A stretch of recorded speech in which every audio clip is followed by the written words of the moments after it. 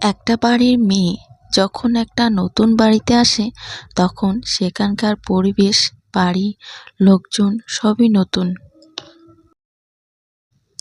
বাবার বাড়িতে ছোটোর থেকেই বড় হয়েছি, সেখানকার পরিবেশটা খুব চেনা। সেখানে না চাইলে সব কিছু চেনা যায়, দেখা যায়, করা যায় এবং ঝগড়া তো সব মেয়েরাই করে। আমি প্রথম যখন শ্বশুর বাড়িতে আসি তখন আমি কাজ করতে একটু সংকোচ বোধ করতাম।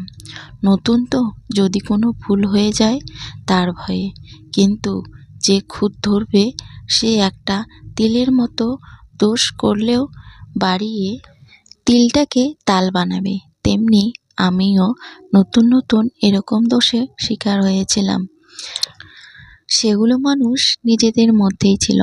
এখন দেখো, একটা মেয়ে যত পুরনো হবে সে শ্বশুরবাড়িতে তত সে কাজগুলোকে গুছিয়ে নিতে শিখবে। আসলে আমি মনে করি একটা মেয়েকে প্রথম প্রথম দোষ না দিয়ে, বদনাম না করে একটু সময় দেওয়া উচিত। তো হ্যালো এভরিওয়ান, তোমরা সবাই কেমন আছো? আমি করুণা রয়, আমার আরেকটি ব্লগে তোমাদের সকলকে স্বাগত জানাই।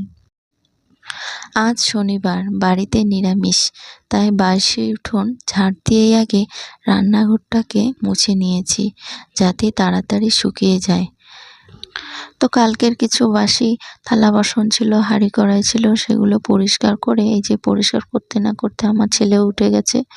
তারপরে আমি ঘরটাকেও মুছে নিলাম, কাপড়ও ধোয়া কমপ্লিট করে নিয়েছি। তারপরে নাইটিটা চেঞ্জ করে আগে ভাত বসাবো। ভাত বসিয়ে আমি চাটা খেয়ে নিচ্ছি আর কি। তো পরে জানি না কখন চা খেতে পারবো কি না, তাই এখনই চাটা খেয়ে নিলাম। তারপরে যেগুলো কাপড় ধুয়ে রেখেছিলাম সেগুলো তো শুকোতে দিব, কারণ আজকে রোদটা একটু সকালের দিকে কম, 11টা-12টার দিকে রোদ আসে। তাই ভাবছি মেলে দিই, জলটা ঝরে পড়ে যাবে, তাড়াতাড়ি শুকিয়ে যাবে আর কি। তারপরে রান্না বসে রান্না কমপ্লিট করে আমি স্নান সেরে পুজোটাও কমপ্লিট করে নিলাম। আর এই যে দেখো, আমার সঙ্গে আমার ছেলেও পুজো দিচ্ছে আর কি। তো আজকে রান্না করেছি শাক, আলু ভাজা, ডালের বড়া। তো আমার ভিডিও কেমন লেগেছে